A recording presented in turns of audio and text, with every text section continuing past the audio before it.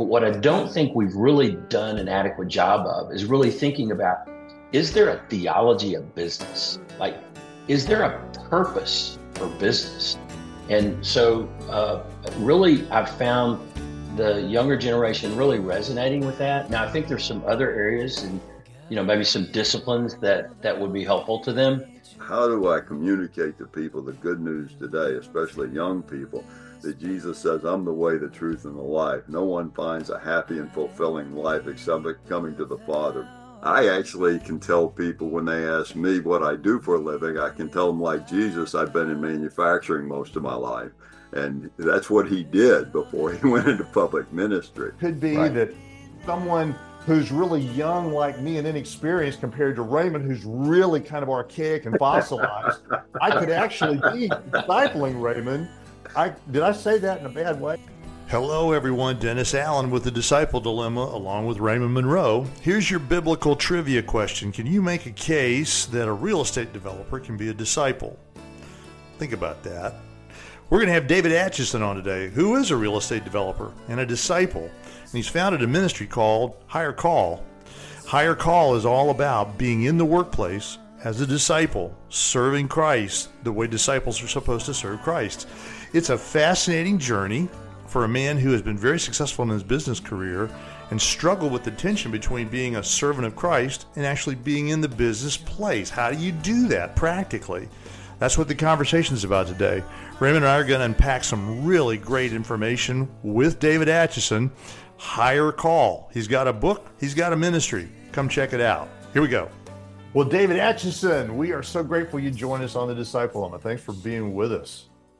It's good to be here. Thank you for the opportunity to visit with you guys today.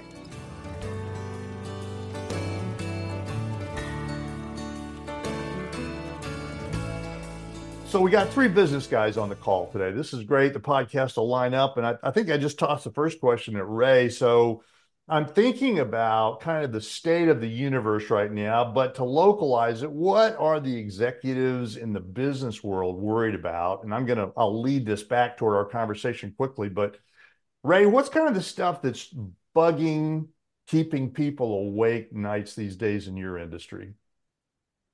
We have had 40 years of public policy that has made capital-intensive industries persistently not profitable. All of the things that we want in a modern society, if there was an externality like climate or healthcare, we thought we could load that on manufacturing and that they could become efficient enough to pay for that and still be profitable enough to reinvest.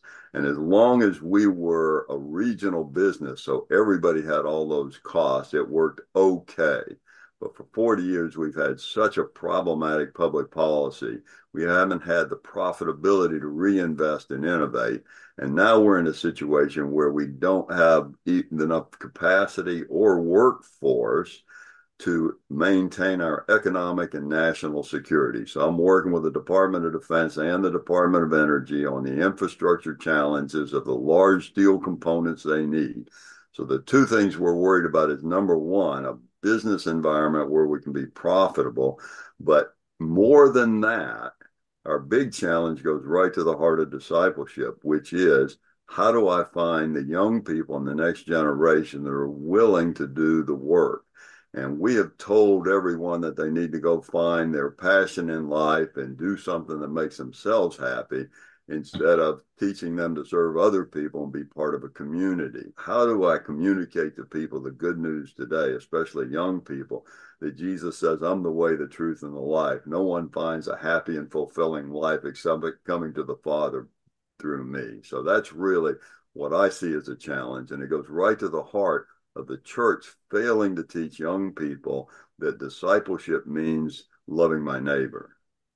So in a way, you're setting up kind of a conversation for us today where we're going to hear that our ability to inspire young people to join the workforce closely mirrors or echoes our ability to inspire young people to follow Christ fully as a bondservant, along with the fact that you're facing challenges in your industries with capital structure, which is depleted, interest rates, which are high, government policy, which is oppressive, death by 1,000 cuts on fees, and and environmental issues, those sorts of things. Am I catching the drift? You got it exactly. I'm actually speaking to a conference this next week in DC, and I've got a calculation that doing business in the United States, when you manufacture basic materials, you have 25 to 40% higher costs than anybody else in the rest of the world.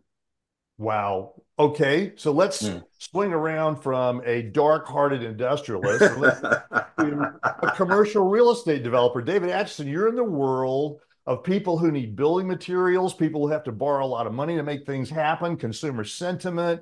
What's going on in your neck of the woods? What are people thinking about there? Oh, I tell you what, I love it because there's a lot of chaos and there's a lot of change and people are trying to figure things out. Yeah, I resonate completely with all the things that Ray just mentioned. Obviously we're in a very capital intensive business and there's just a lot of pressure the margins are tougher than they haven't been in the past. The cost of construction has just exponentially gone off the charts. And so I can talk about all of the kind of the challenges, but I tend to be a very optimistic person and I see so many good things happening. We talk about the importance of trying to affect this younger generation.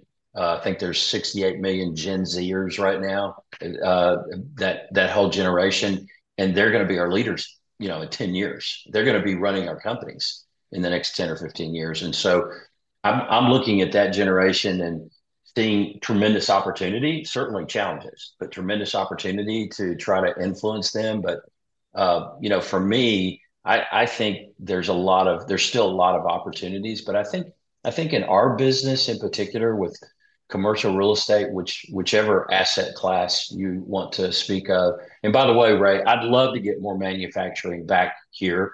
And we have made some huge strategic errors, I think, in not accommodating that.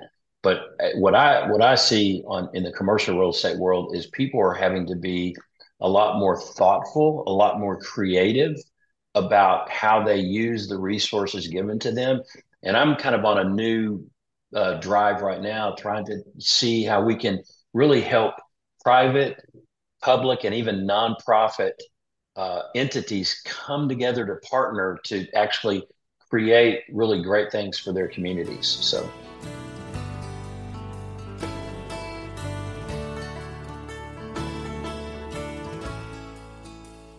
Well, David, as I think about the things that you've just said, folks will know already because they can see up on the screen a book called Reflections on a Higher Call. And then we've got this organization called Higher Call.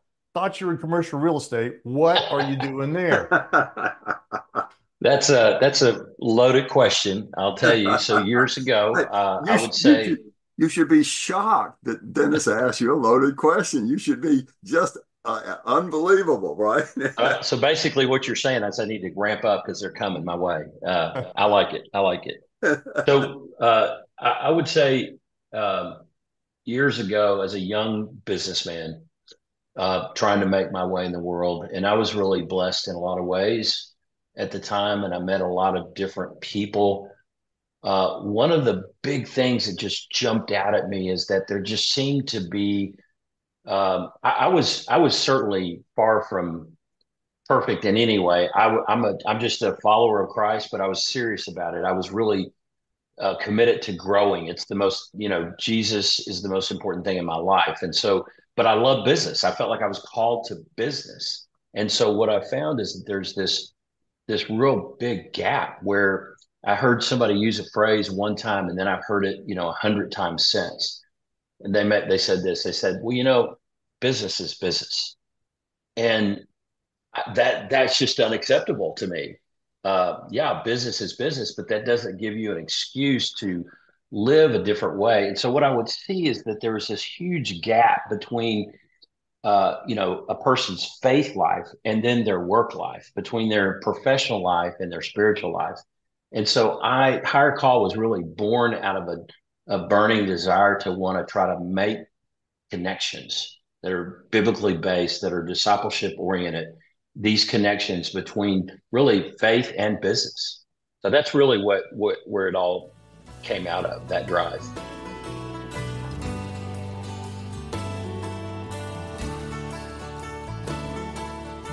So I'm looking at your work now in Higher Call, and folks, you can see the website as we'll chat along today through the podcast for Higher Call.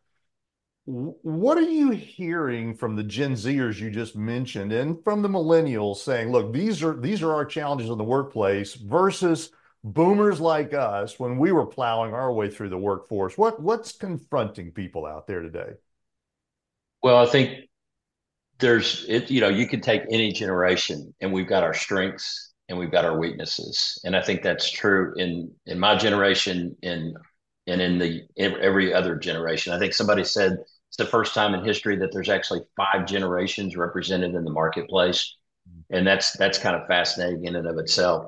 But what I'm seeing, particularly, I spend a lot of time and focus on young leaders and trying to pour into young leaders. And I think that there is a much higher awareness today of really wanting to do purposeful things. They want their if they're in a business, if they're in a profession, they want it to count. They want it to make a difference. And if they're a follower of Christ, they're certainly wanting to make it a kingdom thing. And so which is great, but what I've tried to do and what I'm seeing, it's kind of caused me to go back. And so I think over the last 15 years, we've done a pretty good job of helping people theologically think about their faith in their work life. But what I don't think we've really done an adequate job of is really thinking about, is there a theology of business? Like, is there a purpose for business? And so really, I've found the younger generation really resonating with that. Now, I think there's some other areas and, maybe some disciplines that would be helpful to them. But I think really getting this thing right, God created all of these incredible resources. Ray, you work with steel, and you got to kind of go back to figure out where did that come from. I'm using one of God's original resources, land. And so I've been rediscovering a purpose in business itself. And of course, I believe we have a universal calling to go make disciples. That is the call. I mean, Jesus, commissioned us before he left this earth. But at the same time, if we can understand that our business actually has a purpose, and it's not just to make money so I can give to ministry of the church, I think that's really fundamentally foundational.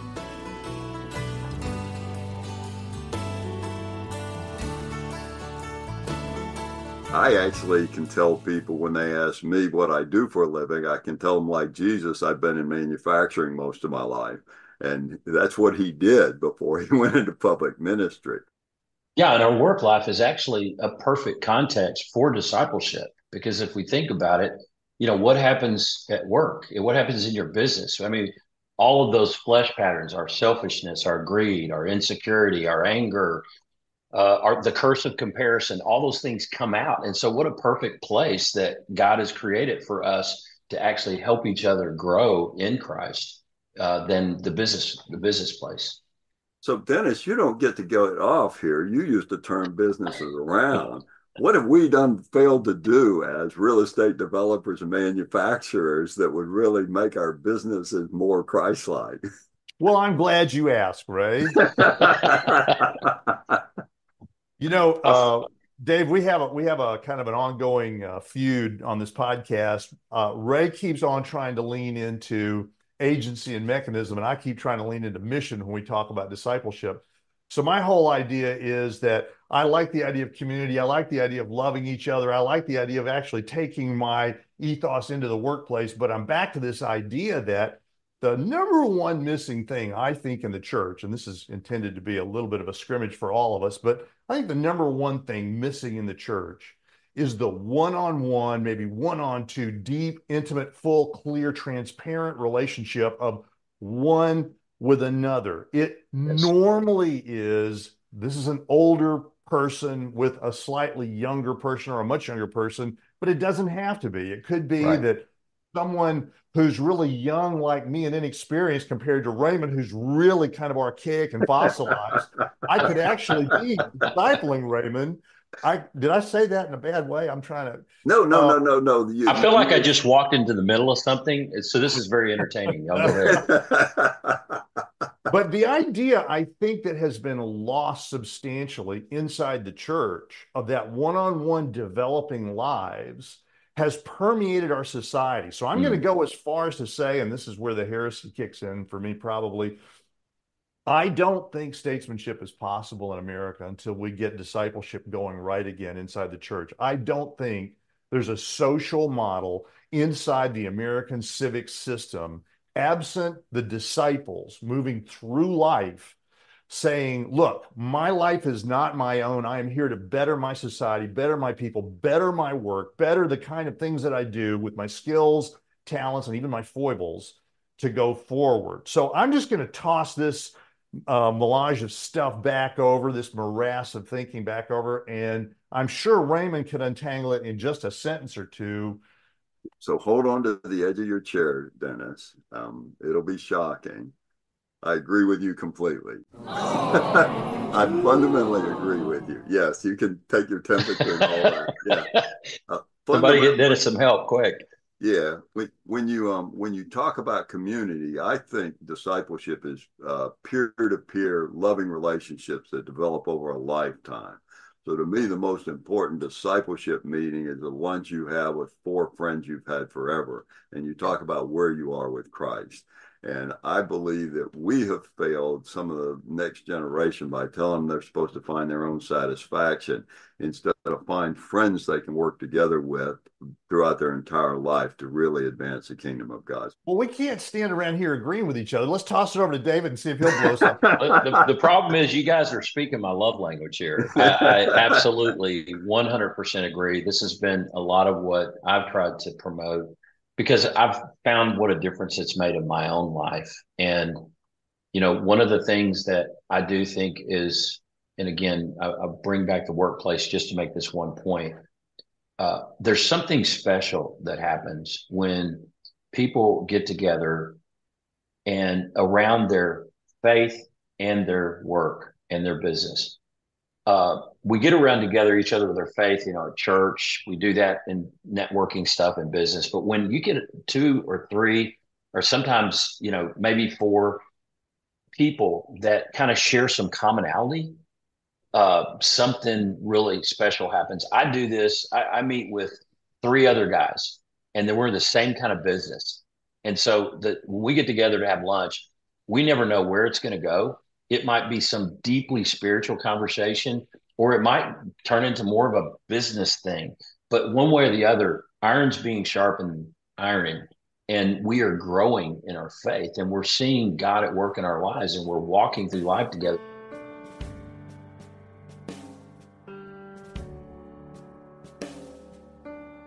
The way we have constructed childhood now and in an institutional environment, people don't know how to make friends, how to have friends. How has your program really been able to reach down into those younger generations and create an environment or create a path for young people to build those deep friendships and relationships within the faith?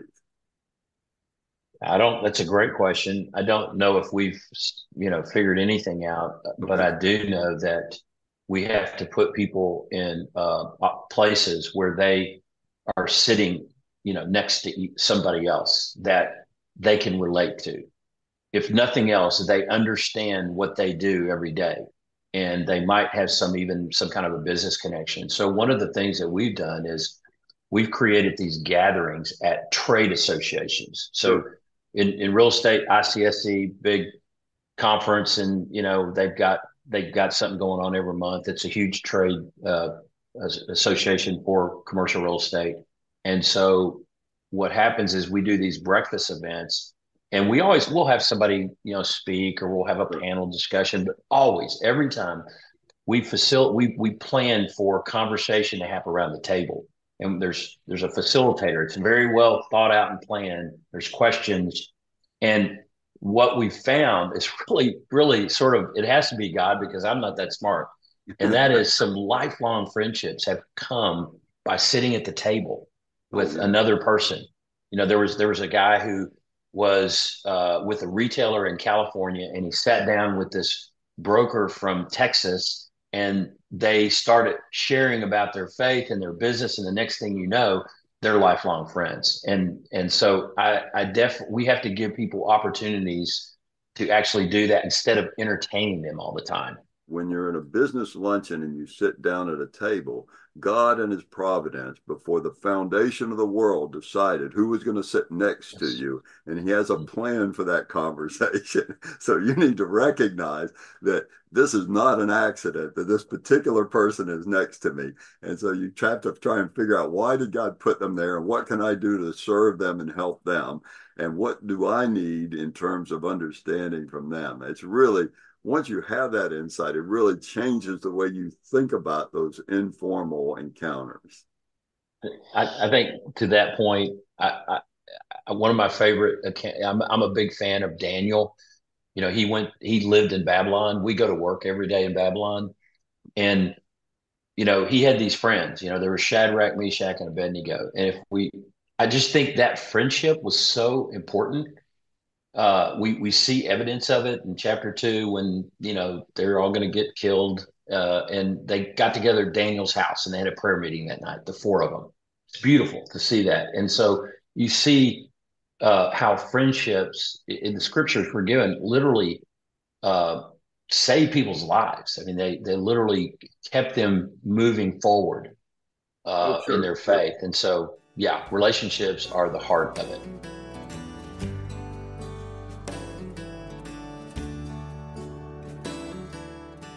So, David, I'm looking at your book, and I just want to know, first of all, do you take full responsibility for everything that's on the back of the book jacket? It's been so long since I looked at the back of the book jacket. No, I don't take any responsibility for that at all. That's an honest answer. I like an author who disclaims the back of the book jacket. You never have any control of that stuff anyway, right? They just take it away from you and write what they want. Exactly. Well, that's too bad, because on the back, it makes a promise to me, if I'm going to buy the book, where it says that you're going to unload some of your experience and wisdom about the time that you spend in the marketplace. So I was curious, maybe you could just make something up for us, but what's a couple of the things that you would say to some millennials and some Gen Zs that are staring at you and going like, okay, you've been in our neck of the woods now all your life. We're a believer, you're a believer. Here's the world, the commercial world that we're in. What can you tell me? Give us a hint or two about what we would take away from David Atchison on the hire call. Yeah, that's it. Now that's what I would call a loaded question, because y'all don't have the time for me to go through all that probably. But here's a couple of things I guess that come to mind, and that is, just something that I think Ray alluded to a minute ago. I mean, that the providence of God is just amazing. The sovereignty of God is unfathomable, and the way that He has you where you are right now in your professional life as well as your spiritual life, and your where you live and where you grow up and what family you're in. You're there, and God has a plan for you. And so, alert yourself, awaken yourself, and see how God is at work. He is actually at work in your work. And that is just, super foundational.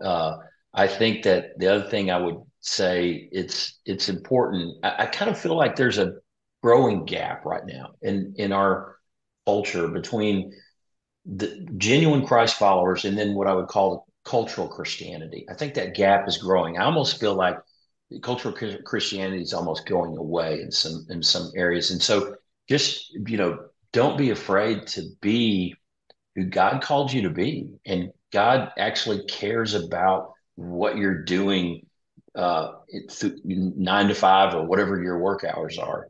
And probably if it's Gen Z or millennial, they don't have those work hours. It's more spread out than that. But and another thing is, I think it's important not to. We should not presume on people's doctrine. I think people feel like when you grow up, everybody knows certain things. Well, I don't think we can assume that anymore. I think we really need to be thoughtful about the things that we are teaching and expressing um, that come from the scriptures that we're sharing that are very intensely relevant to our daily living and daily life in the workplace. So, yeah, I think that I love. There's a verse in Daniel 11:32 that says the last part of the verse just sort of captures the thought, and that is the people who know their God will display strength and take action. And I think that every Gen Z and millennial want to be the person who knows their God and is able to act on it and have initiative. And so to do that, we have to know God. We have to be in his word. We have to walk with other people who are pursuing God. Um, One of the things that Paul said to Timothy, he said, pursue all these things, but he said, along with those who call on the Lord from a pure heart. And so we need to find people who are just authentically wanting to pursue Christ. And we need to align our lives with them and chase after what Jesus has created for us.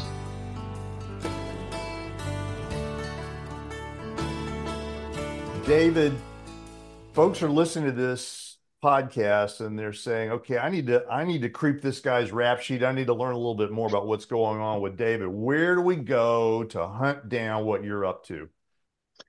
Our website is highercallministries.org. And there's information there. There's some resources there. I write what we call a reflection on a higher call. I try to do that weekly or just about every other week. And you can find that there. We have other content. We do conferences. And so some of that content's, you can find that there. But um, one of the things that I'm a big believer in is letting things happen organically. And so, first of all, higher call, I run a full-time business. I have a company. And so people go, how do you do both things? And I years ago thought that God was leading me to this place where I have to choose one or the other. And I got on the plane from Nashville, flew to Orlando to meet with Pat Morley, who wrote the book Man in the Mirror. I don't know if you remember Pat. I had him speak at one of our events. And I went down and talked to Pat, like, okay, Pat, what do I do? Like, the ministry's exciting, the business is growing. What should I do? And I lay this thing out for 20 minutes and he just looks at me and said, what's the problem? I go, are you not listening to me? I can't, how do I do both of them? And what I came away with is I thought that there was supposed to be a decision. I've got to choose one. And what the Lord showed me, no, you need to live in the tension.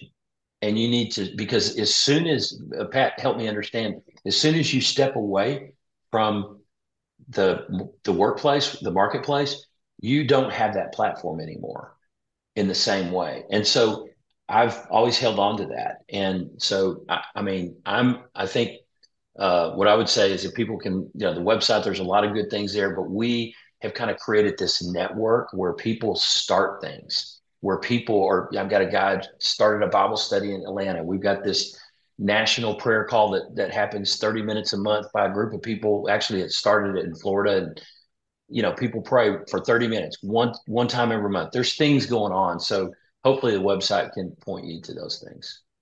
We did this thing called higher call huddles. I'm going back to your comment because Dennis, what you said about that relationship, those small group of people, 2 or 3 people, is so meaningful to me and has literally been charted the course of my life. It changed the trajectory of my life, to be honest. And so we start this thing called higher call huddles.